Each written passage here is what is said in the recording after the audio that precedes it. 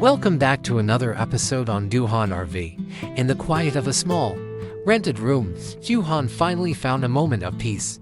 Tom, her little boy, lay sleeping deeply in her arms, his chest rising gently, and aware of the world's chaos. But peace like this never lasts long in a life full of storms. Outside, danger still breathes in the shadows. This is just the calm before another wave, and sometimes, the gentlest nights hide the harshest tomorrows. Somewhere not far away, Murin was still searching. Each clue he found about Yen only made his heart heavier. She had vanished without a trace, like a leaf blown into the wind. But he wouldn't stop.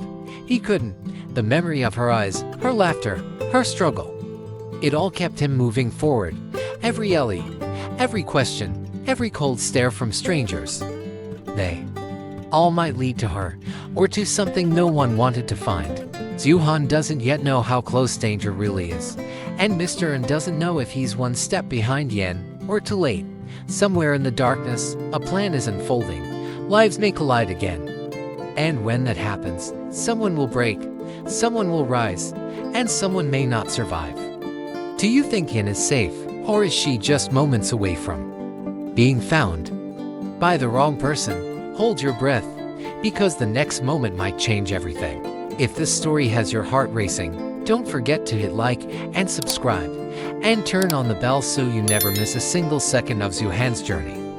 Every click from you gives us the strength to keep sharing these stories. Your support means more than you know. Together, let's uncover the truth, one episode at a time. Because sometimes, the ones fighting hardest are the ones no one sees. Stay with us. The next twist is coming soon. Yen's legs trembled beneath her as she stumbled through the narrow alley, each step a war between willpower and collapse. The world spun, her vision blurred by tears, hunger, and fear. Her throat was parched, lips cracked from thirst.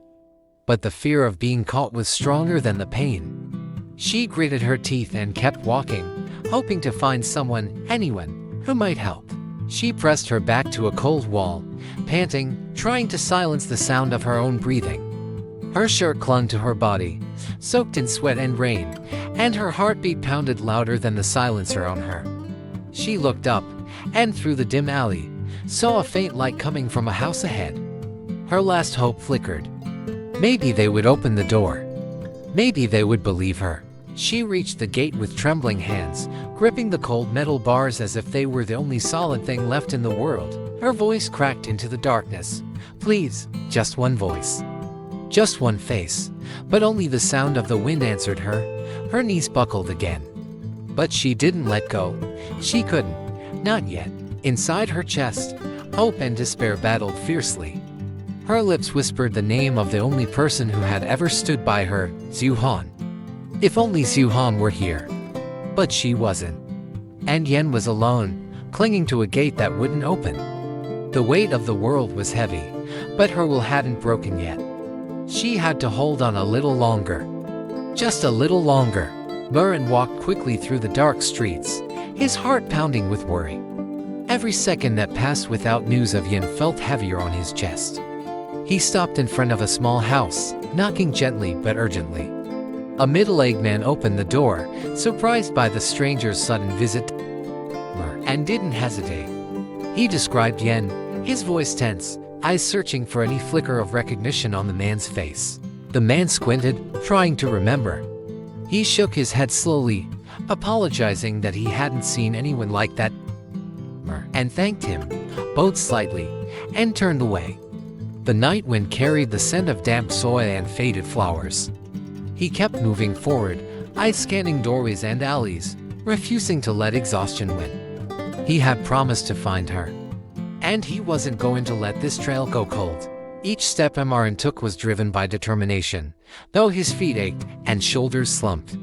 He stopped again at another home, this time greeted by a woman who looked at him cautiously. He introduced himself and asked the same question, voice low but hopeful. The woman shook her head too, but her eyes lingered, like she might recall something. That brief pause was enough for Mr. N to feel a flicker of hope again. He wouldn't give up. His hands touched her cheeks, and panic rushed through him. Her forehead was burning. Moran's heart sank, realizing she was running a fever.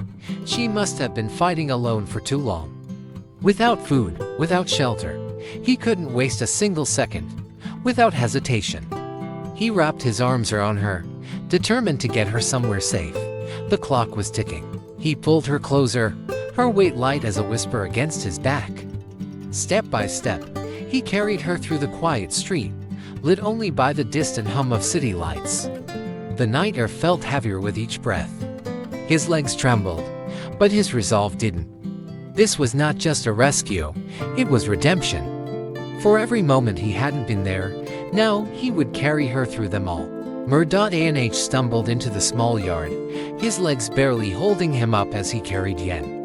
The wooden gate creaked open and Diep Han rushed out, startled by the sound. Her heart dropped at the sight before her, Yen limp and pale in Mr. An's arms. This wasn't just exhaustion. Something was terribly wrong. Tom peeked out from behind the curtain, sensing the fear. Diep Han's voice shook as she helped Mr. An inside. Her hands didn't stop trembling. Inside the dim room, they laid Yen down on a thin mat. Diep Han knelt beside her, placing her hand over Yen's forehead. It was burning hot. And quickly explained everything, his breath still short from the run. Diep Han's mind raced. They had to act fast. There was no time to lose. Tom stood silently in the corner, clutching his toy. In that moment, Diep Han wished she could give Yen the strength she no longer had herself. She soaked a towel in cold water, gently wiping Yen's neck and arms. Every motion was full of care, but also fear. What if it wasn't enough? She looked at Mr. N, who stood quietly, helpless yet deeply concerned. The weight of the moment settled on all of them. Even little Tom tiptoed closer, sensing the urgency. Diep Han fought back tears. This wasn't just about saving a friend. It was about holding on to the last thread of hope they all shared. Diep Han rushed to the small medicine box, her hands trembling as she searched for the cooling pads. The room fell to quiet, the kind of silence that made her chest tighten. She gently placed the patch on Yen's forehead and whispered words of comfort, though Yen couldn't hear. Memories of their childhood together came flooding back. Yen had always been the strong one.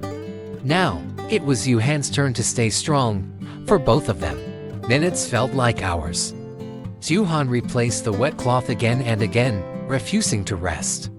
Her hands were cold, but her forehead was sweating. Each breath from Yen gave her a flicker of reassurance, yet the fever didn't break. She prayed silently, pleaded, even. Life had been cruel, but this girl didn't deserve more suffering. She looked up at the ceiling, lips quivering, hoping someone up there was listening. Just one sign. Just one miracle. They sat in silence, the only sound being Tom's soft breathing as he leaned against Diep Han's arm. mother.I looked at the sleeping girl on the mat, his heart weighed down with worry. Diep Han kept checking Yen's forehead, hoping the fever would break. Every second stretched long. It felt like waiting at the edge of something unknown. They had done all they could. Now, it was up to Yen, to her will to return. The room was dim, lit only by a small lamp in the corner. Diep Han sat cross-legged, her fingers nervously twisting the hem of her shirt. She kept glancing at Mr. N, who stood with arms crossed, eyes fixed on the floor. No one spoke, afraid any noise might disturb what little peace they had. Outside, the wind rustled the trees. Inside, 3 people held their breath, waiting for a sign, a blink, anything that meant hope. Tom reached out and touched Yen's hand. It was still warm, but limp. He looked up at Diep Han with a questioning gaze, as if asking whether his aunt would be okay. She gave him a faint smile, though her heart trembled inside. Murren finally exhaled, his voice a whisper, saying they should give her time. That's all they had now, time, patience, and silent prayers in the shadows of uncertainty. Without a word, Mr. N suddenly stood up and rushed out into the night. Diep Han called after him, but he was already gone. The darkness outside was thick, swallowing shapes and sounds. Something had stirred his instinct, perhaps a missing detail, forgotten clue. His footsteps faded down the dirt path as he searched, driven by a sense that time was slipping through their fingers. Behind him, the small house held its breath, still waiting for a miracle. Will Yin open her eyes before it's too late? Will this fragile moment of reunion bloom into healing, or will new storms come tearing through what little peace they found? In the quiet hum of night, even breaths sound like prayers. But life has never promised fairness, only that those who dare to care will ache the deepest. What awaits them beyond this silence? Another beginning, or yet another goodbye? Thank you for walking this fragile journey with us, through fear, pain, and the hope that refuses to die. If this story touched your heart, please like the video, subscribe to our channel, and turn on the bell so you won't miss the next chapter, because somewhere out there, someone is still searching, still holding on for love, for justice, for one more chance.